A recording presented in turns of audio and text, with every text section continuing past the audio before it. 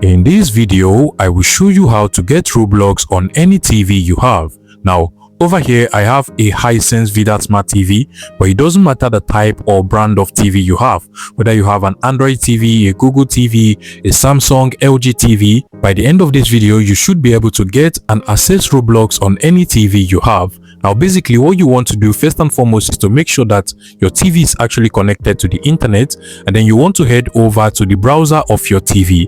Now, every TV actually has a browser. You just want to go over to the list of apps on your TV and look for the browser app. In my case, the browser app is actually over here, so I'll just go ahead and select it. If you cannot find the browser of your TV, you can as well just go ahead and download and install any browser from the app store of your TV. In my case, I'll go ahead and open up the browser of my TV now. And once the browser loads, you just want to head over to the top search bar of your browser. So scroll over to the top, and then you want to go ahead and search for Roblox inside of this input field. So just go ahead and type Roblox.